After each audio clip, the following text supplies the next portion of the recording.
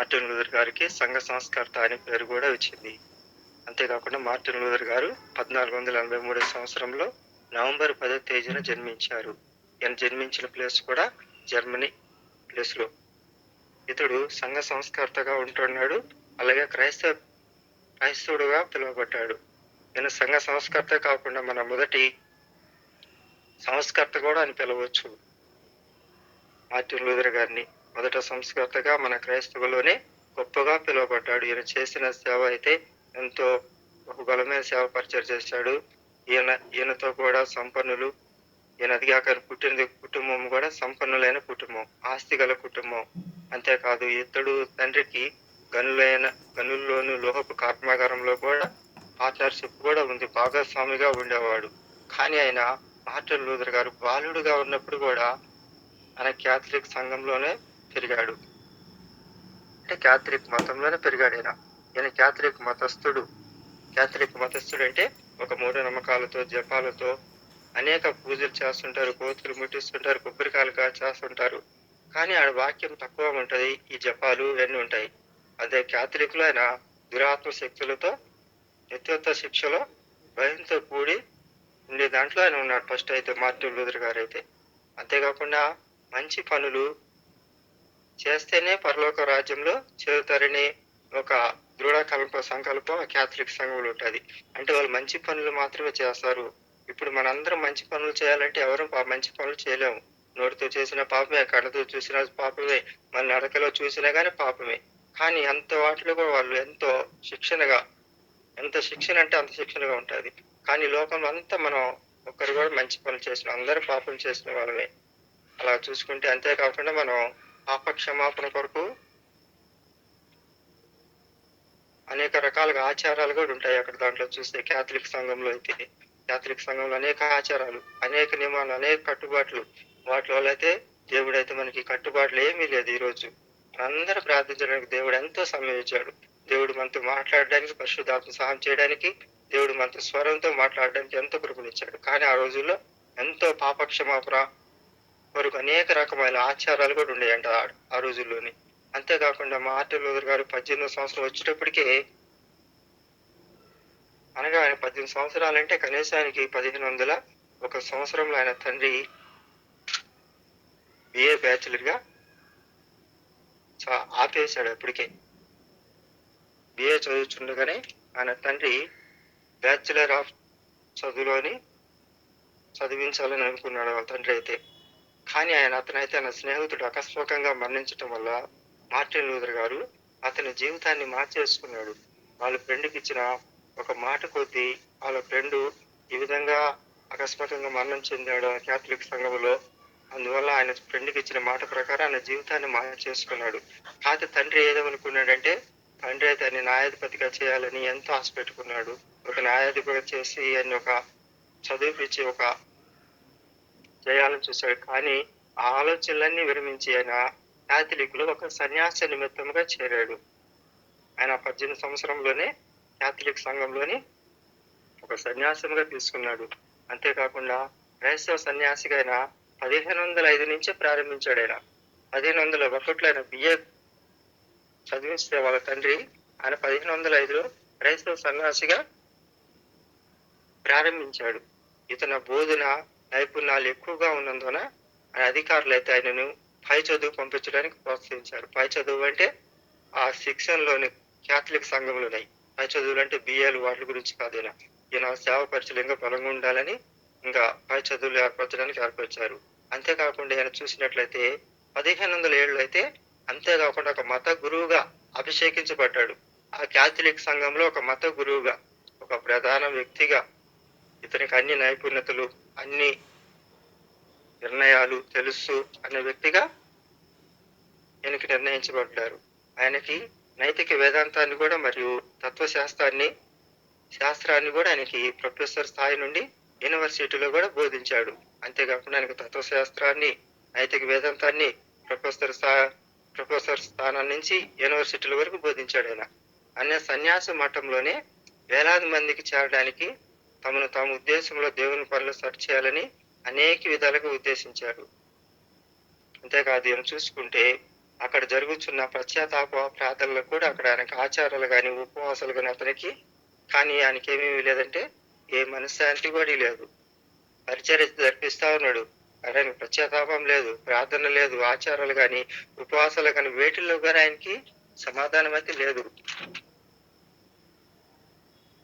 అతడు కోరుకున్నది ఎవరికైనా కోరుకునేది మనకేందంటే మనశ్శాంతి. మనశ్శాంతిగా ఉండగలిగితేనే మనం ఏ ప్రార్థనైనా ఆత్మతో, సత్యంతో ఆయన ఇచ్చిన బలంతో మనం చేయగలుగుతాం. కానీ మనకు మనశ్శాంతి లేనిది మన ఆలోచనలు అన్నీ వ్యర్థమే కదా. ఇప్పుడు నా ఆలోచన నేను ఇక్కడ ఆయన గురించి చెప్పాలంటే నేను ఎక్కడ వాటి గురించి నేను చెప్పలేను కదా. ఆయన వాక్యం కూడా ఆయన మాటలు కూడా నేను చెప్పలేను. అందువల్ల మనం ఎప్పుడైనా ప్రార్థించాడు, ఎప్పుడైనా ఒక అంశాన్ని మనం చెప్పాలంటే మొదటగా దేవుడి సన్నిధి మనకు ఉండాలి, దేవుని ఆత్మ ఉండాలి, అలాగే మన హృదయం కూడా సిద్ధపరచుకోవాలి. అక్కడ ఆయన అయితే అదే విధంగా పశ్చాత్తాపడ్డాడు, ప్రార్థన చేశాడు, ప్రభు వాళ్ళ సంస్కారంలో పాలు పొందుకున్నాడు. కానీ అత్యుత అంతేకాకుండా ఆయనకి అనేక సలహాలు అందరి దగ్గర తీసుకున్నాడు. కానీ ఆయనకైతే మనశ్శాంతి అనేది లేదు. అంతేకాదు ఆయన ఒక పిలాతు గృహం అని ఒకటి ఉండేది ఆ ప్రాంతంలో. ఆ పిలాతు గృహంలో ఒక ఇల్లు ఉండేది. దానికి 28 మెట్లు ఉండేయంట. ఈరోజు అనేకులైతే గుళ్ళకి వెళ్ళి అనేకులు మొక్కుతారు. కానీ ఆ గుళ్ళకు మొక్కి ఎన్నో మా పాపాలు విడిచిపెడతాయని, ఆ గుళ్ళకు మొక్కితే తీరిపోతాయి, మా పాపాలను విడిచిపెడతాయి, మేము పుణ్యం చేసుకుంటాము, ఇంకెప్పుడు మేము పాపం చేయమని వాళ్ళైతే గుళ్ళకు ఎంతో మంది మొక్కుబళ్ళు చెల్లిస్తుంటారు, పూజలు చేస్తుంటారు. అట్లాగే ఈయన కూడా మార్టిన్ లూథర్ గారు కూడా ఒక్కొక్క మెట్టెక్కి పాకుతూ నా పాపమల్ల నుంచి క్షమించమని ఆయన మొక్కుకున్నాడంట. కానీ సర్వశక్తుడు దేవుడైన సరిగా అప్పటికి అర్థం చేసుకోలేని పరిస్థితిలో ఉన్నాడు ఆయన. అనేక మెట్లకు ఒక్కొక్క మెట్టు ఎక్కుతూ ప్రాయశ్చిత్తం పొందాలని, పాపక్షేమం కలిగించాలని ఎంతో ప్రార్థించాడు. అనేక విధాలుగా ఆ మెట్లు ఒక్కొక్క మెట్టు ప్రార్థిస్తూ ఉంటాడు. ఇప్పుడు ఈ రోజుల్లో కూడా అనేకులు తిరుపతి అయితే, విజయవాడ అయితే, ఎన్నో పుణ్య ప్రాంతాలు అయితే ఎంతో మంది వాళ్ళు ప్రార్థన చేస్తా ఉంటారు. కానీ మనశ్శాంతి ఉండదు. కానీ వాళ్ళు వచ్చిన ఎంతో ఆ మెట్లు ఎక్కినంతసేపు ఎంతో విశ్వాసంగా ఉంటారు. బయటకు వచ్చిన తర్వాత నోటు, హృదయాలు, ఆలోచనలు, తలంపులు అన్ని కూడా పాపం వైపే ఉంటాయి. కానీ ఆయనకి ఎలాంటి పాపక్షమాపణ అయితే లేదు. అన్ని మెట్లు ఎక్కాడు. అలా మెట్లు ఎక్కి ప్రార్థించిన ఎగబాకుంటా దేవుడు నన్ను క్షమించాల, పాపాలు క్షమించాలని. అప్పుడు దేవుడు అను హృదయంలో ఒక క్యాథలిక్ సంఘం మాత్రం ఆలోచన మాత్రమే ఉంది. కానీ ఆయనలో అయితే ఏం లేదు, దేవుని ప్రేమ లేదు. దేవుడు యేసుక్రీస్తు ప్రభువారే అని తెలియదు. ఒక క్యాథలిక్, ఒక పూజలు, ఒక జపాలు, ఒక పత్రికలు, ఆ పత్రికలతోటే వాళ్ళు చేస్తా ఉండేవాళ్ళు. అలా మెట్లెక్కుతూ ఆయన ఎగబాగుతూ సమయంలో బైబిల్లో ఒక వాక్యం ఆయనకి గుర్తుకు వచ్చింది. అదేంటిదంటే, నీతిమంతులు విశ్వాసం మూలముగానే జీవింతురు అనే వాక్యం ఆయనకి ఒక ప్రశ్నలాగా అని వేధించడం ప్రారంభించింది. ఈ రోజు మనం కూడా ఎన్నో గుళ్ళకి వెళ్తారు, ఎన్నో ప్రార్థన చేస్తారు, ఎంతో మంది ఉపవాసం ఉంటారు. కానీ అది పశ్చాత్తాపంతో కనికరాని ఆయన సన్నిధి అనుకుదర్శించాలి. దేవుడు మనకు చేసిన కార్యాలు, మేలులు మనం పొందుకున్నావా లేదని ఒక మన తలంపులు, మన ఆలోచనలు ఉండగలిగితేనే మనకి అప్పుడు దేవుని ప్రేమను మనం ఎరిగిన వారు ఉంటాము. కానీ మనం ఆ రోజు ప్రార్థన చేసి ఆ రోజు పొందుకొని అది తర్వాత రోజు మనం దేవుని ప్రార్థించలేకపోతే దేవుడు కూడా మనకి తోడుగా ఉండలేడు. దేవుని ప్రార్థన మనం చేయలేము, దేవునికి లోబడతాము, సైతానుడు శోధిస్తుంటాడు. అలాగే ఆయన కూడా ఎంతో ఆ ప్రశ్నలతో ఆ విశ్వాసము, ఆ విశ్వాస జీవితంలో అనే వాక్యాన్ని, ఒక నీతిమంతులు విశ్వాస మూలమైన జీవించాలనే వాక్యాన్ని ఆయనకు గుండెలో, హృదయంలో ఎంతో ఒక ప్రశ్నలాగా నిజమా అనేది తెలుసుకొనైనా ఆ ప్రశ్నతో ఆయన ఎంతో తమిలిపోతా ఉన్నాడు. ఎంతగానో నీరసంగా తిరిగి ఆయనను మళ్ళీ ఏ ప్రాంతానికి వచ్చాడు? ఆయన పుట్టి పెరిగిన మళ్ళీ జర్మనీ ప్రాంతానికి వచ్చారు. ఆయన అంతేకాదు శాంతిని పొందాలని అనేక ప్రయత్నాలు చేశాడు, కానీ అన్నీ విఫలమయ్యాయి. తీవ్రమైన అపవాది భారానికి గురయ్యాడు. ఆయన మనశ్శాంతి లేకపోయేసరికి అపవాది భారానికి గురయ్యాడు. అంతే ఈ రోజుల్లో మనం కూడా ప్రార్థించలేకుండా మన కుటుంబ అవసరాలు కూడా చూసుకొని మనంతటి మనం ఉండగలిగితే మనం కూడా అపవాదికి చిక్కబడిన వారు అవుతాం. అందువల్లే మారు ప్రార్థించాలి. దేవుడు ఆ రోజు ఉపవాసం ఇచ్చాడో అనేక కుటుంబాలు ఏ విధంగా ప్రార్థించి మేలు పొందుకుంటున్నారు, ఏ కుటుంబం అయితే ఏ విధంగా ప్రార్థించి మేలు పొందుకున్నారో ఆయన కూడా ఎంతో మనశ్శాంతి లేక, పశ్చాత్తాపం లేక, ఆయనకి నీతి అనేది తెలియక ఆయన ఎంతో ఆ రోజు, ఎందుకంటే ఆయన క్యాథలిక్ సంఘంలో ఉన్నాడు. అక్కడ వాక్య పరిచయం తక్కువ ఉంటుంది. ఎన్నో నిబంధనలు, ఎన్నో జపాలు, ఈ జపాలు చేయాలి, ఆ జపాలు చేయాలి, ఆ పాప పత్రికలు పంచాలని ఆలోచనతోనే నడిపిస్తారు కానీ దేవుని వాక్యం రు. అందువల్ల క్యాథలిక్ సంఘంలో ఎంతో బలహీనపడ్డాడు. అయితే అంతేకాదు దేవుణ్ణి తీర్పుని ఇంకా తప్పించుకోలేననుకొని నిర్ణయంలోకి వచ్చాడు. దేవుడు నన్ను క్షమించడేమో, దేవుడు నాతో మాట్లాడేమో అనే బలహీనతలు ఏర్పడ్డాడు. కానీ ఎన్నో ప్రయత్నం చేశాడు ఆయన. ఒక రూమ్ లో అయినా కీర్తనల గ్రంథంలో చదువుతా ఉన్నాడు. ప్రకటించడానికి ఆయన కీర్తనాధ్యాయంలో ప్రకటించడానికి సిద్ధపాటు అవుతా ఉన్నాడు. మళ్ళీ అక్కడ వాక్యం ఒకటి వచ్చింది. మళ్ళీ కీర్తనలు 31 వచనం చదువుకున్నాడు. నీ నీతిని బట్టి నన్ను రక్షింపుము అనే వాక్యాన్ని మళ్ళీ బాగా చదివాడు ఆయన. మళ్ళీ మార్టిన్ లూథర్ గారు ప్రశాంతమైన ప్లేస్ లో కూర్చొని దేవుడు పరిశుద్ధుడు, నీతిమంతుడు అయి ఉన్నాడు, మానవుడు పాపి అయి ఉన్నాడు అనే వాక్యాన్ని, ఆ దేవుడే ఈ పాపిని శిక్షిస్తూ ఉంటాడు, అదే ఆయన నీతి అని లూథర్ గారికి ఇంతవరకు భావించారు. కానీ ఆ భావన ఎంతో బాధకి గురి చేసింది. చూసాడా, దేవుడు పరిశుద్ధుడు, నీతిమంతుడై ఉన్నాడు, మానవుడు పాపి అయి ఉన్నాడు, ఆ దేవుడే ఆ పాపిని శిక్షిస్తూ ఉంటాడు. అదే పాపిని శిక్ష ఉంటే అయితే ఈ రోజు మనందరూ రక్షణ ఉండేది కాదు. అనేక శోధనలు, అనేక బాధలు, అనేక ఇబ్బందులు ఉన్నాయి. కానీ మానవుని ఎంతో ప్రేమిస్తున్నాడు కాబట్టి ప్రతిరోజు కూడా ఆయన హృదయంలో మనం చేర్చుకుంటూ ఉంటాడు. కుమారులుగా, కుమార్తెలుగా ఆయన మనకి ఎంతో సహాయం చేస్తుంటాడు. కాబట్టి దేవుడు ఎప్పుడు మనల్ని శిక్షించేవాడు కాదు. కానీ ఆయన క్యాథలిక్ లో ఉన్నాడు కాబట్టి ఆయనకి ఏం అర్థం కాని పరిస్థితిలో ఉన్నాడు. మానవుడు పాపి అయి ఉన్నాడు, పాపికి శిక్ష ఉంటుంది దేవుడి ద్వారానే భయం, ఆందోళనలో ఉన్నాడు. అయితే కీర్తనలు 31 మాటలో ఆయనకి ఎంతో ఆదరణ కలిగింది. తర్వాత ఆయన దృష్టిని మానవుడు తన క్రియల ద్వారా దేవుని ఎదుట నీతిమంతుడిగా తీర్చబడడు అని, అది విశ్వాసం ద్వారా సాధ్యమవుతుందని అతడు ఆలోచించుట ప్రారంభించాడు.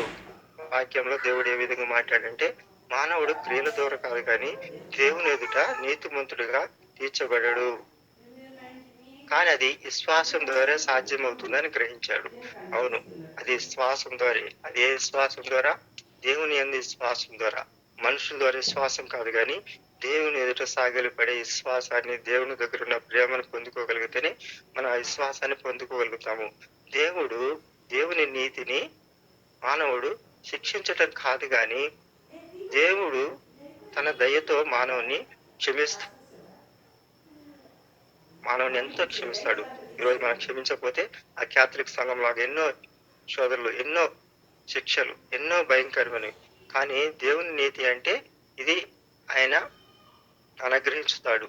దేవుడు మనకి నీతి అనేది అనుగ్రహిస్తాడు కాబట్టి మన శిక్ష నుంచి కూడా తప్పించగలుగుతున్నాం. అప్పుడు మార్టిన్ లూథర్ గారు ఆయన అనుభవాన్ని ఈ విధంగా చెప్తున్నాడు. నేను దీన్ని గ్రహించినప్పుడు తిరిగి జన్మించాలి అనే అనుభవం పొందాడు. అవును, మనం ఒకసారి ఎంతో పాపంలో పడి అది మళ్ళీ మనకు క్షమాపణ కోరుకుంటాం దేవుడి సన్నిధిలో. ప్రభు, ఈసారి నుంచి కొన్ని పాపముల నుంచి నేను ఎప్పుడు పడను అనే మన ఆలోచన, విశ్వాసం, ప్రాయచిత్తం, కనికరం ఎప్పుడు ఉంటామో అప్పుడు తిరిగి కూడా మనం జన్మించగల వారుగా ఉంటాం. మన ఆలోచనలు, మన తలంపులు ఎప్పుడు మార్చుకుంటామో అప్పుడు కూడా మనం తిరిగి నూతన జీవితాన్ని, నూతన శక్తిని పొందుకుంటాం. అదే వారి ద్వారా, దేవుని ద్వారా పొందుకుంటాము. పరలోక రాజ్య ద్వారాలు నా కొరకే తెరుచుకున్నాను అనే ఆలోచన ఆయనకి అంత అనుభవం కలిగింది. ఆ వాక్యం ద్వారా, దేవుడు ఒక వాక్యం ద్వారా, దేవుని విశ్వాసం ద్వారా ఒక నూతన జన్మ అనే కాకుండా పరలోక ద్వారాలు అంటే ఆయన రక్షింపబడిన గొప్ప ప్రేమ గల ఆలోచన కలిగింది ఆయనకి. అంతేకాదు ఆయన గంతులేస్తూ ఆనందంతో అందులో ప్రేమిస్తున్న భావన నాకు కలిగింది. దేవుడు నన్ను ఎంతో ప్రేమిస్తున్నాడనే ఎంతో గంతులేసి ఆనందానికి మార్టిన్ లూథర్ గారికి కలిగింది. అంతేకాదు నూతన జన్మ అనుభవం కలిగి ఉన్నటువంటి మార్టిన్ లూథర్ గారు క్యాథలిక్ సంఘం యొక్క తప్పుడు సిద్ధాంతాలను కూడా సవాల్ చేయటం మొదలుపెట్టాడు. అప్పటి నుంచి ఆయన క్యాథలిక్ లో ఉన్న ప్రతి ఒక్క తప్పుడు సిద్ధాంతాలు అంటే ఇవన్నీ కూడా ఇంకా ఎంతో భయంకరాలు. పాపక్షమాపణ పత్రికలు అవి రోమా నగరంలో సెంటీమీటర్స్ భవనంలో కట్టుకున్న అధికారుల యొక్క ఆలోచనలు గాని అది తప్పని మార్టిన్ లూథర్ గారు ఆ అధికారి పత్రాలని యంత్రాంగాన్ని కూడా తన నిరసన తెలియచేశాడు. అవన్నీ తప్పు, అవన్నీ కరెక్ట్ కాదు, దాంట్లో పశ్చాత్తాపం లేదు, పాపక్షమాపణ పత్రికలు అన్ని వృధాయని ఆ రోజు గర్జించాడు. ఎప్పుడు గర్జించాడంటే ఆయన దేవుని వాక్యం వైపు ఎప్పుడు చూశాడో, ఎప్పుడు దేవుడు ఆయన వాక్యంతో ద్వారా ఏ విధంగా మాట్లాడాడో, ఎప్పుడు ఆయన్ని మళ్ళీ తిరిగి నూతనంగా జన్మించాడు. వాక్యంలోనే జన్మించాడు ఆయన.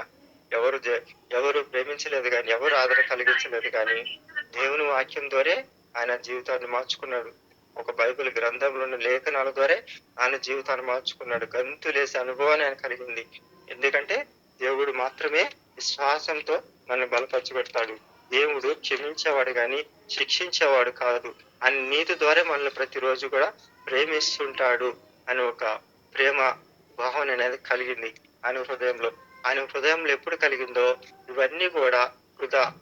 ఈ క్యాథలిక్ సంఘంలో ఉన్న తప్పుడు సిద్ధాంతాలు, ఈ పాపక్షమాపణ పత్రికలు అవన్నీ ఒక వ్యాపారంగా తయారు చేసేవాళ్ళు. అప్పుడు క్యాథలిక్ సంఘంలో ఒక మానవుడికి వాక్యం గాని అక్కడ వాక్యంలో విధానంగా చెప్పేవాళ్ళు కాదు. క్యాథలిక్ పద్ధతులు, ఆ జపాలు, ఆ భయంకరమైన శిక్షలు భయంకరంగా ఉండేది. మీరు మంచితనంగా ఉంటేనే ఇట్లా ఉంటారు, మంచితనం లేకపోతే ఇట్లా ఉంటారు. ఆ పత్రికలు కూడా అమ్మేవాళ్ళు ఆ దినాల్లో. అంతేకాదు అప్పుడు మానవుడు పాపక్షమాపణ పట్ల అత్యాశక్తిని కూడా కనపరిచాడు. మానవుడు పాపక్షమాపణలు ఏ విధంగా పొందుకుంటారు, ఏ విధంగా తీసివేయబడతారు, పత్రికల ద్వారా కాదు, దాన్ని మీరు సొమ్ము చేసుకుంటున్నారని అప్పుడు పోపు గారిని కూడా హెచ్చరించాడు లూథర్ గారు చేసిన పనులకి వారికి నచ్చలేదు. అప్పుడైనా కానీ పాపక్షమాపణ పత్రికలు బతికి ఉన్నవారికి, చనిపోయి ఉన్నవారికి రక్షణ ప్రసాదించవని, పరలోక వ్యాప్తి కలగ చేస్తాయని అప్పుడు ఆయన పోపు గారు అధికారి కానీ ప్రతినిధిని ప్రకటించాడు.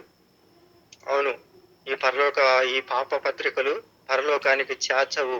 ఈ రక్షణ అనే ఆలోచన అనేది ప్రతి ఎవరికి ఉండదు. ఈ చేర్చవు, రక్షణ పొందుకోలేరు, దేవుడి సన్నిధికి వెళ్ళలేరు, పరలోక సన్నిధికి వెళ్ళలేరని ఆ రోజు లూథర్ గారు గర్జించారు. పోపు గారు పత్రికలన్నీ కూడా వ్యతిరేకించాడు. అంతేకాదు అతడు అనేక పరిశుద్ధులతో ఆయన అనేక విధాలుగా మార్చాడు. పాపక్షమాపణ పత్రికలను ఖండించాడు, దాన్ని ఎదుర్కొన్నాడు. అంతేకాదు దాన్ని విరోధంగా తనకు తయారు చేసిన కాగితాలను చర్చి యొక్క తలుపులను మేకులతో కొట్టడమే కాకుండా ఆ కాగితాలను బిషప్ను కూడా పంపించాడు. పాపక్షమాపణ పత్రికలు తీసేశాడు కానీ దేవుని వాక్యాల లేఖనాల్ని ఆ రోజు ఆ చర్చి పత్రికలు వాటి మేకులు కొట్టి పెట్టాడు. అవన్నీ కూడా శిక్షించి, అంతేకాకుండా అక్కడున్న బిషప్ కూడా ఆ కాగితాలు పంపించాడు. పాపక్షమాపణ పత్రాలు పాపంలోనే మరణించి యొక్క ఆత్మలను నరకంలోని పరలోకానికి దాటించలేవని, యేసుక్రీస్తు జరిగించినటువంటి ఒక విమోచన కార్యం ద్వారా విశ్వసించటం ద్వారా రక్షించబడతారని, అప్పుడు ఆ దినంలోని వారికి మాత్రమే పరలోక రాజ్యం ఉంటుందని మార్టిన్ లూథర్ గారు ఖచ్చితంగా విస్తృతంగా ప్రకటించటం మొదలు పెట్టాడు. ఆ రోజు నుంచి ఆయన దేవుడు ఏ విధంగా రోమాజ్యంలో మాట్లాడాడో ఆ వాక్య ప్రకారమే మార్టిన్ లూథర్ గారు మనసు మార్చుకొని ఆ రోజు నుంచి దేవుడితో నూతన సంబంధం, నూతన విశ్వాసం, పశ్చాత్తాపం, కనికరం, దేవుడి సన్నిధిలో రక్షణ పొందుకుని పరలోక రాజ్యం చేరగలుగుతామని ఒక నిర్ణయం తీసుకున్నారు. ఆ రోజు నుంచి ఈ క్యాథలిక్ ఉన్న పాప పత్రికలు అన్ని కూడా వ్యతిరేకించేవాడు.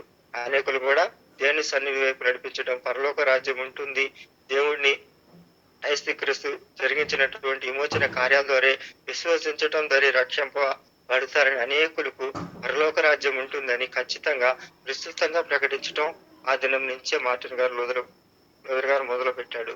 అంతేకాదు ఇతని బోధకు ప్రజలకు చేసింది. అంతేకాదు క్యాథలిక్ సంఘ సిద్ధాంతాల నుండి కూడా ప్రజలందరినీ కూడా ప్రక్కకు మార్చబడుతూ వచ్చాడు. అంతేకాదు ఆయన క్రైస్తవ సమాజంలో సంస్కరణలకు అంతేకాదు అంకులార్పణ జరగడం కూడా జరిగింది.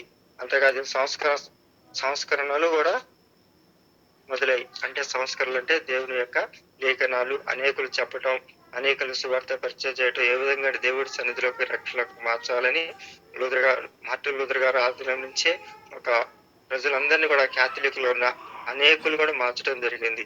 మార్టిన్ లూథర్ గారు సంస్కరణలో విషయంలో పోపు గారికి తెలిసింది. పోపు గారు ఎంతో భయంకరంతో పగతో మార్టిన్ లూథర్ గారు చేస్తున్నాయి ఇవన్నీ కూడా మా పత్రికలు, అంతేకాకుండా క్యాథలిక్ సంఘంలో అనేకులు కూడా దూరపరిచి వాక్యాన్ని అందిస్తున్నాడు, ఇంకా మా క్యాథలిక్ సంఘంలో ఎవరు ఉండరని పోపు గారికి ఆలోచన ఏర్పడది. అంతేకాకుండా మార్టిన్ లూథర్ గారికి పోపు గారు క్షమాపణ కూడా కనీసం చెప్పలేదు ఆయనకి. ఆ పక్షంలో క్యాథలిక్ సంఘంలో ఉన్న నుండి వెలివేయటం కాకుండానే క్యాథలిక్ సంఘం నుంచి వెలివేశారు కూడా ఆయన అప్పటికి. ఎందుకంటే ఆయన కఠినమైన శిక్షను కూడా ఎదుర్కోవాల్సి వస్తుందని అధికారుల ప్రతినిధిని మార్చడాన్ని మందలించారు కూడా. ఆ దినాల్లో మార్టిన్ లూథర్ గారికి పోపుకి క్షమాపణ చెప్పలేక ఒప్పుకోలేదని. ఎందుకంటే క్యాథలిక్ సిద్ధాంతాలు గాని బైబిల్కు విరుద్ధంగా ఉంటాయని ఆయన వాదించాడు కూడా. అప్పుడే ఎంతో క్యాథలిక్ సిద్ధాంతాలన్నీ బైబిల్కి విరోధంగా ఉన్నాయనే విధంగా వాదించిన వ్యక్తి ఎవరంటే మన మార్టిన్ లూథర్ గారు. ఆ దినంలోని ఎంతో భయంకర దినాలు. ఆ దినాల్లో కూడా ఆయన ఒక క్యాథలిక్ లో ఉండి సన్యాసం తీసుకొని ఎన్నో శ్రమలు, ఎన్నో ఇబ్బందులు పడ్డాడు. కానీ ఒక ప్రత్యాతాపం, కనికరం, విశ్వాసం లేని పరిస్థితులు కూడా ఆయన కానీ దేవుడి సన్నిధిని ఎంతో వెంబడించాడు. అంతే దళితులు కూడా మార్టిన్ లూథర్ గారు ఎంతో కృప చూపించాడు, ఎంతో దేవుడిని ఎంతో పట్టుదలతో వెతికాడు. మన అపోస్తల కార్యాలను చూసినట్టయితే 9:16 అయితే దేవుడి నామం కొరకు ఎన్నో శ్రమలను అనుభవించిన పౌలు వలనే. అవును, ఆ రోజే శ్రమలు అనుభవించిన పౌలు ఏ విధంగా అనుభవించాడో మార్టిన్ లూథర్ గారు కూడా చిన్ననాటి నుంచి 10 సంవత్సరాల నుంచి తన స్నేహితుడికి ఇచ్చిన మాట ప్రకారం ఎన్నో శోధనలు, ఎన్నో బలహీనతలు, ఎంతో మందిని క్యాథలిక్ సంఘంలోంచి దేవుని వాక్యాన్ని ఏర్పరచడానికి, దేవుడి లేఖనాలు ఏర్పరచడానికి మార్టిన్ లూథర్ గారిని దేవుడు ఎంతో వాడుకున్నాడు. అంతేకాదు ఆయన 1517 సంవత్సరం నుంచి ఆయన యొక్క సంఘం యొక్క సంస్కరణలు, అంతేకాదు బైబిల్ యొక్క సంస్కరణలు, వాక్యం యొక్క సంస్కరణలు, క్రైస్తవుల యొక్క సంస్కరణలు మార్పు వచ్చింది. ఆయన 1517 సంవత్సరంలోనే ఆయన ఈ సంస్కరణలు ఎంతో ప్రారంభించి లేఖనాలన్నీ ఆయుధాలుగా ధరించాడు. వాక్యాన్ని ఎంతో ప్రేమతో దేవుని కనికరంతో వారందరూ కూడా ఆయుధాలుగా అర్పించుకున్నారంట ఆ లేఖనాలని. సామాన్యపు మానవుడు కూడా ఆయుధాలుగా వాక్యాన్ని ఏర్పరచుకున్నారు. ఆ దినంలో వాక్యం ఎంతో బలహీనతగా ఉండేది, కానీ క్యాథలిక్ సంఘాలు ఎంతో బలంగా ఉండే, కానీ దేవుని వాక్యానికి ఎంతో బలహీన స్థితిలో మార్టిన్ లూథర్ గారిని దేవుడు ఎంతో వాడుకున్నాడు. అంతేకాదు పోపు లేఖనాలన్నీ కూడా, అందుకే పోపు కూడా అతన్ని పాలన కంటే సామాన్య మానవుడు ఎంతో శక్తివంతుడని అయ్యాడని లూథర్ని వ్యాఖ్యానించారు. జర్మనీ దేశంలో అయిన రోమాలో ఇండిపెండెంట్ అనే స్వేచ్ఛను కోరుకుంటూ కాలం అది. అప్పుడు ఆ దినంలో కూడా జర్మనీ ప్రాంతంలో రోమాలో కూడా ఉంటుందన్నమాట. అంతేకాదు ప్రింటింగ్లు అయితే ప్రింటింగ్ ప్రెస్లు కూడా జాన్ గుడెన్బర్గ్ ద్వారా కూడా ఈయన ఇదే సమయంలో కనుగొనబడింది. ఆ రోజు ప్రింటింగ్ ప్రెస్లు కూడా జాన్ గుడెన్బర్గ్ ద్వారా కూడా ఈ ప్రింటింగ్ కనుక్కున్నారు. అంతేకాదు లూథర్ తన వాదన గురించి, సాహిత్యాన్ని గురించి ఎక్కువగా ముద్రించాలని, ప్రజలకు పంచిపెట్టాలని ఆ రోజులోనే ఎంతో ఆలోచన చేసి ప్రతి ఒక్కరికి వాక్య లేఖనాల ఆ జాన్ గుడెన్బర్గ్ ద్వారా ఈ లేఖనాలు ముద్రించి అనేక ప్రజలకు, సామాన్య ప్రజలకు కూడా పంచిపెట్టాడు. ఎంతో సేవ పరిచయంలో మార్టిన్ లూథర్ గారు అయితే ఎంతో కృప చూపించాడు. అంతేకాదు ప్రజలందరికీ పోపు ఆజ్ఞలను తిరస్కరించాలని ప్రొఫెసర్లకు విద్యార్థులు కలిసి ఈ లూథర్తో పాటు క్యాథలిక్ సంఘాల చట్టాలను పుస్తకాలను బహిరంగంగా తగలపెట్టించాడు. అంతేకాదు పోపు అధికారాన్ని ధిక్కరించినందుకు క్షమాపణ చెప్పాలని మళ్ళీ అతన్ని హెచ్చరించారు. పోపు అధికారాన్ని తిరస్కరించారని క్షమాపణ చెప్పాలని పోపు గారు మళ్ళీ కూడా ఆయనకి మళ్ళీ లేఖనాలు ఏర్పరిచినా కానీ ఆ రాజప్రతినిధి వంటి పెండ్రో తన స్నేహితుడు అప్పుడు పోపు గారు ఏంటంటే మార్టిన్ లూథర్ని కానీ ఎట్లాగైనా శిక్షించాలి, క్షమాపణ చెప్పట్లేదు, మా క్యాథలిక్ సంఘాలన్నీ కూడా బలహీనత పరుస్తున్నాడు, క్యాథలిక్ సంఘాలది లేకుండా చేయాలని ప్రతి ఒక్కరు సామాన్య మానవులు కూడా బైబిల్ లేఖనాలు తెలియపరుస్తున్నాడని ఎంతో పోపు గారు అయితే ఆయన శిక్షించి ఆయన మరణ శిక్ష వేయాలని ఎంతో ప్రయత్నం చేశారు. కానీ ఆయన రాజప్రతినిధి అయిన ఆయన స్నేహితుడైన మార్టిన్ లూథర్ గారైనా స్నేహితుడైన పెండ్రో గానే లూథర్ యొక్క అభిమాని మాట, ఈయన సొంత అభిమాని. అప్పుడు ఆ మరుసటి దినం నుంచి లూథర్ గారిని రహస్యంగా దాచిపెట్టాడు. ఎంతో రహస్యంగా, 1 రోజు 2 రోజులు కాదండి ఆయన దాచిపెట్టింది, 1 సంవత్సరం పాటు కూడా అన్ని దాచిపెట్టాడు. అది ఏ ప్రాంతంలోనంటే అతను కోటలో సంరక్షంగా దాచి ఉంచాడు. ఈ విషయం అయితే ఎవరికి తెలియదు. కానీ 1 సంవత్సరంలో కూడా ఆయన 1 సంవత్సరం అంతా తిని కూర్చోలేదు. కానీ దేవుని వాక్యాన్ని, లేఖనాలను ఒక క్రొత్త నిబంధన గ్రంథంగా ఆయన ఏర్పరిచి ఎంతో దేవుని సన్నిధిలో వాడబడ్డాడు. ఆ సంవత్సరం రోజులు కూడా అందరు చనిపోయారు అనుకున్నారు. కానీ మార్టిన్ లూథర్ గారు కానీ ఆయన చెరలో 1 సంవత్సరం కాలం గడిపాడు. అంతేకాదు ఆ సంవత్సరం కాలంలో కొత్త నిబంధన గ్రంథాన్ని జర్మనీ భాషలోకి తర్జుమా చేశాడు. ఎంతో కృప చూపించాడు దేవుడు. మార్టిన్ లూథర్ గారిని 18 సంవత్సరాల నుంచి ఏ విధంగా ఆయన నడిపించాడంటే, వాటిలన్నిటిని శిక్షించిన, వీళ్ళు చంపేస్తారు మనిషి తప్పించడానికి కూడా ఒక కోటలైన దేవుణ్ణి ఎంతో క్షేమంగా ఉంచి లూథర్ గారిని చెరలో 1 సంవత్సరం కాలం గడిపిన ఆ సంవత్సర కాలంలో ఒక కొత్త నిబంధన గ్రంథాన్ని జర్మనీ భాషలోకి తర్జుమా చేశాడు. అతడు బయట ప్రపంచంలోకి వెళ్ళిన తర్వాత ఆయన తన చేపట్టిన మత సంస్కరణల ద్వారా పట్టణాలకి, నగరాలకి వ్యాపించింది. నూతనంగా స్థాపించిన క్రైస్తవ సంఘాలకి ఇవాంజలిక్ చర్చ్ అనే పేరు పెట్టబడుతూ అదే దినదినము ప్రవర్తమానం అవుచూ వచ్చినది. అంతేకాదు ఆయన సువార్త సత్యం, క్యాథలిక్ మూఢనమ్మకాలన్నీ అనగదొక్కింది. ఆ దినంలోనే సువార్త సత్యానికి స్వేచ్ఛ, స్వతంత్రం తీసుకువచ్చింది.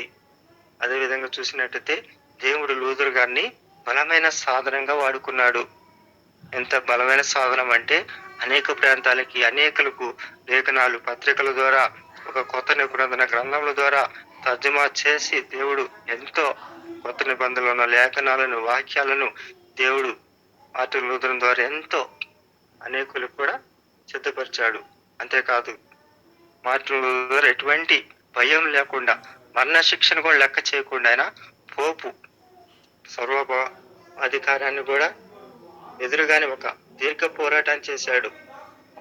పోపు కూడా ఆ సంవత్సరం పాటు లోపల దాక్కున్నా కానీ మనం బయటకు వచ్చి కూడా ఆయన పోపుకి వ్యతిరేకంగా ఇది కరెక్ట్ కాదు, క్యాథలిక్ సంఘ సంస్థలు కరెక్ట్ కాదని పోపుకు సర్వభౌమాధికారాన్ని కూడా ఎదురుగానే సుదీర్ఘ పోరాటం చేశాడు. అంతేకాదు క్యాథలిక్ సంఘానికి విరోధంగా నిరసనంగా తెలియజేసినందున లూథర్ అనుచరులను,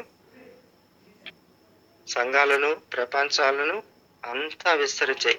అంతేకాదు ఆ దినంలో సంఘాలైతే, ప్రపంచాలైతే అంతా విస్తరించబడ్డాయి. అంతేకాదు మార్టిన్ లూథర్ గారైతే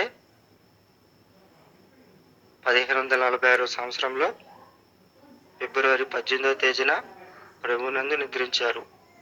ఏ విధంగా ఆయన ప్రభునందు నిద్రించారంటే, తన అవసేన దిశలో యోహాను సువార్త 3వ అధ్యాయం 16వ వచనంలో మాటలు చెప్పుతూనే తన తుది శ్వాస విడిచారు. యోహాను సువార్త 3వ అధ్యాయం 16వ వచనంలో మాటలు చెప్పుతూ ఆయన ఒక సువార్త సేవ పరిచర్య చేస్తూ కూడా తన తుది శ్వాస విడిచారు. ఆ వాక్యం ఆయన చదివి చెప్పుతున్నప్పుడు ఆయన మరణించాడు.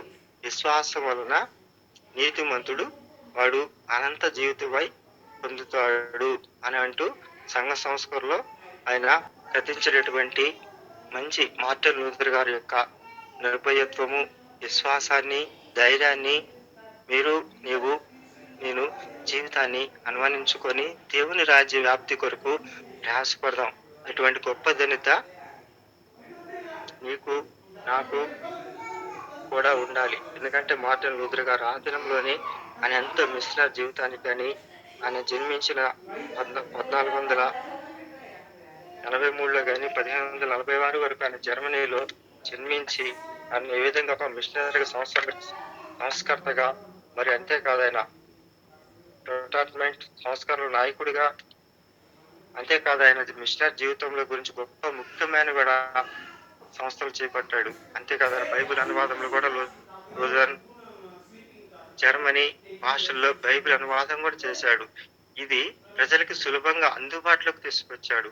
ఎంతో దేవుడి కృప చూపించాడు. చూడండి, మార్టిన్ లూథర్ గారి వల్ల జర్మనీ భాషలోనే బైబిల్ అనువాదం చేశాడు. అంతేకాదు ఇది ప్రజలకి సులభంగా అందుబాటులోకి తెచ్చేలాగా చేశాడు. దేవుడు ఎంతో కృపగల దేవుడు. అంతేకాదు ఆయన సంస్కరణలు ఆయన చర్చలో ఉన్న అవినీతిని మరియు అధికారాన్ని కూడా దుర్వినియోగాన్ని వ్యతిరేకించాడు. అంతేకాదు ఆయన ప్రొటెస్టెంట్ సంస్కరణలు కూడా దారి తీసింది. అంతేగా విశ్వాసం యొక్క మరియు ముక్తి కూడా ఆయనకి దయచేసి అందరికి కూడా చూపించాడు. లూథర్ విశ్వాసం ద్వారా ముక్తి పొందవచ్చని నమ్మాడు. ఆయన వాక్యాన్ని చూసి ఏ విధంగా నమ్మాడో ఈయన కూడా వాక్యం ద్వారా ఏ విధంగా బలపడ్డాడో వాక్యం ద్వారా అనేకులు కూడా ఆ చర్చి యొక్క అధికారాలు కూడా సవాల్ చేశాడు. ఏ చర్చి యొక్క సవాల్ అంటే ఆ ఖ్యాతిలోకి ఉన్న ప్రతి ఒక్క ఆలోచనలే కరెక్ట్ కాదు, దేవుని వాక్యం కరెక్ట్, దేవుని నుండి మాత్రమే పరలోకం చేరగలుగుతారు, దేవుని నుండి మాత్రమే విశ్వాసం ఉంచిన వారు మాత్రమే పరలోక ద్వారాలు చేరగలుగుతారని ప్రతి ఒక్కరిని కూడా తెలియపరిచాడు. అంతేకాదు ఆయన మిషనరీ కృషి అయితే ఆయన ప్రజలకు విద్య మరియు ఆధ్యాత్మిక మార్గదర్శకత్వం అందించాడు. అంతేకాదు ఆయన మిషనరీ కృషికి ఒక ఉదాహరణ లాంటిది. అంతేకాదు మన లూథర్ జీవితంలో అయితే మరియు కృషి ప్రొటెస్టెంట్ సంస్కరణలు కూడా ఎన్నో దయచేశాడు. అంతేకాదు మార్టిన్ లూథర్ గారు అయితే కింగ్ జూనియర్ అమెరికన్ చరిత్రలో ఒక ముఖ్యమైన వ్యక్తి. ఆయన ఆఫ్రికన్లో అయితే అమెరికన్ల కోసం, సమాన హక్కుల కోసం ఎంతో పోరాడాడు. అంతేకాదు మరియు ఆ హింసను కూడా ఒక ప్రధాన సూత్రంగా నొక్కి చెప్పాడు. అంతేకాదు ఆయన చర్యలు అయితే మరి ఆయన పోరాటం అయితే అమెరికాలో అయితే, ఆఫ్రికాలో అయితే, అమెరికన్ జీవితంలో అయితే గణనీయమైన ప్రభావం చూపించాయి. అనేకుల మనసులు, అనేకుల ఆలోచనలు కూడా ఆయన మార్చి దేవుడు ఒక వాక్యాన్ని, లేఖనాన్ని అనేకల సామాన్య వ్యక్తులకు కూడా ఆయన చూపించాడు. అంతేకాదు ఆయన కొత్త నిబంధనలు కూడా అనేక అంశాలు కూడా ప్రజలకు ఏర్పరిచాడు. మార్టిన్ లూథర్ గారు అయితే కింగ్ జూనియర్ కాలంలోనే కొత్త నిబంధనల గురించి సూచిస్తూ లేదా స్పష్టంగా తెలియపరచాలని అనేక ప్రస్తుత అమల్లో ఉన్న కొత్త నిబంధనలు ఉన్న ఆలోచనలు కూడా ప్రజలకి ఏర్పరచబడ్డాడు. అదే విధంగా చూస్తే విశ్వాసం ద్వారా మాత్రమే పాపక్షమాపణ లేదా రక్షణ లేదు, నిత్య జీవం పొందాలని ప్రతి ఒక్కరు కూడా తెలియపరిచాడు. బైబిల్ గ్రంథం అందరికీ అధికార గ్రంథం అని, అనేకులు బైబిల్ గ్రంథాన్ని ప్రేమించాలని కాథలిక్ సంఘం వాళ్ళు పోప్ గారు కానీ ఆ దినాలు ఎవరు చూపించలేదు. కానీ మార్టిన్ లూథర్ గారు మాత్రమే అనేకులు వాక్యాన్ని ఏర్పరిచాడు. అనేక శోధుల మధ్య, అనేక ఇబ్బందుల మధ్య ఎంతో మార్టిన్ లూథర్ గారు అయితే దేవుని వాక్యాన్ని సామాన్య ప్రజలకి ఆ దినంలోనే అనేకులకు బోధించడానికి, శ్రమల్లో, ఇబ్బందుల్లో, మరణాంతమైన శిక్షలో కూడా ఎదుర్కొని అనేకులకు సామాన్యులకు భాషలో బైబిల్ గ్రంథాన్ని అందరికి అందుబాటులో తెచ్చాడు.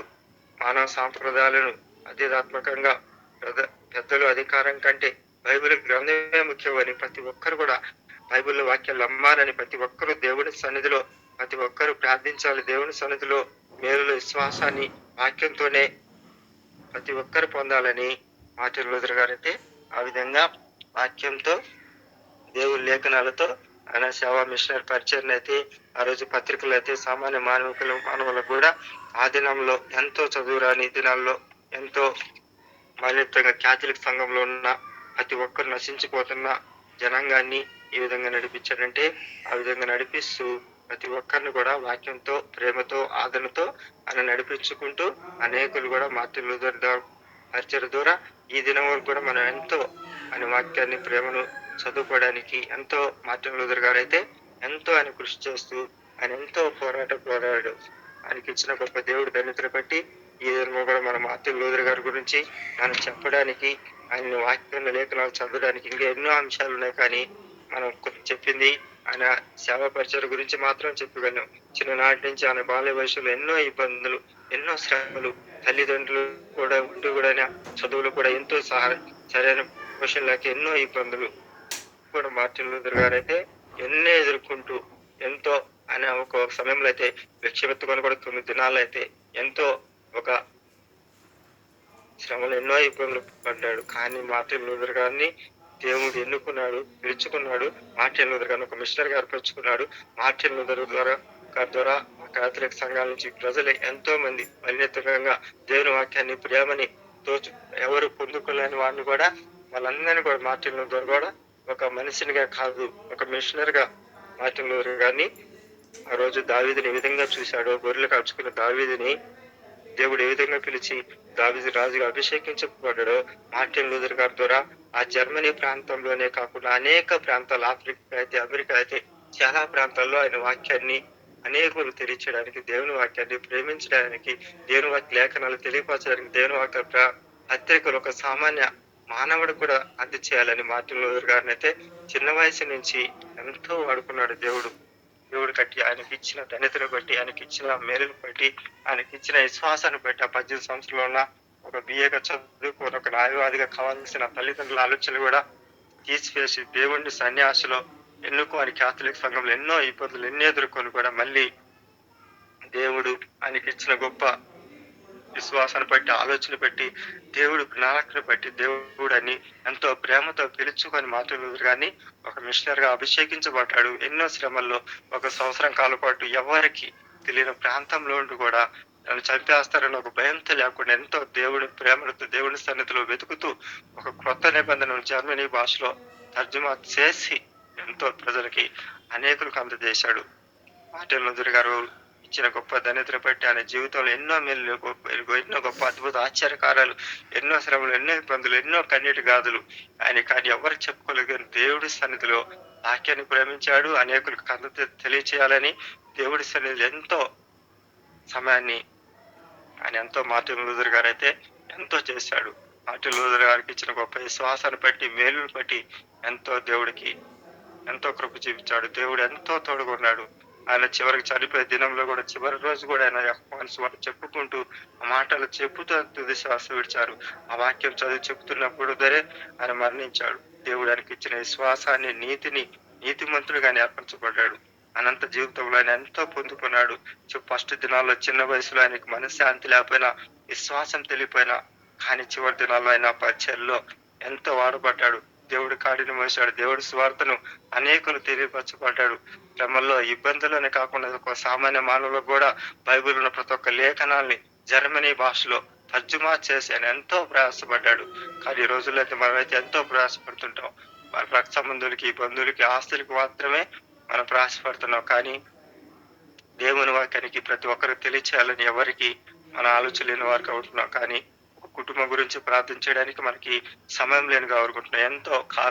ఎంతో ఫాస్ట్ గా ఉంది, కాలం ఉంది, కొద్ది సమయం ఉంది అని చెప్పి ఈ దినముల్లో ఏదో మన కాసేపు ఖాళీగా ఉండే సమయంలో ప్రార్థించేవారు ఉంటాం. కానీ ఆ రోజు మార్టిన్ లూథర్ గారు అయితే 18 సంవత్సరం నుంచి ఆయన ఎంతో ప్రయాసపడ్డాడు.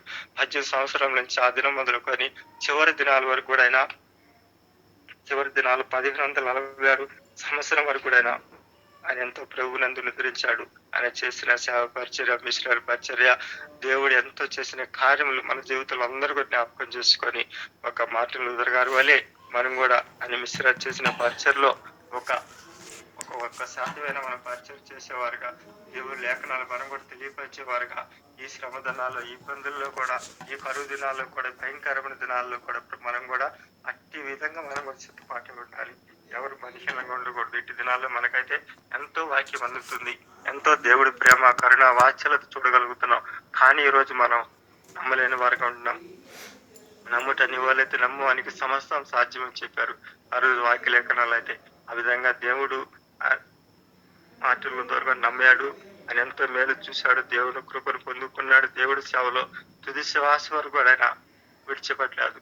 ఆయన చివరి చనిపోయే దినంలో కూడా ఆయన పరిచయం చేస్తూనే చనిపోయాడు. అంత నీతిమంతుడిని మనం జ్ఞాపకం చేసుకోవాలి. అలాంటి నీతిమంతుడి మాటలు మనం వినటం ఎంతో ప్రాముఖ్యత. అట్టి మాటల్లో మనం కూడా సిద్ధపడదాం.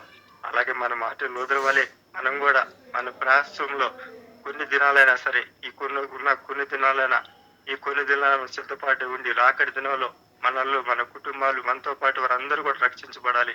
కులమతాలు మాత్రమే ఉంది. పరలోకంలో కులమతం సన్నిధి దేవుని పరలోక రాజ్యం ఉందని ప్రతి ఒక్కరూ గుర్తించి పని ఏర్పరిచిన పరిచర్యను దేవుడు మన పరపరిచిన ఏర్పరిచిన గొప్ప చిత్తాన్ని మనందరం కూడా ప్రతిరోజు గుర్తెరిగి దేవుని మాటలు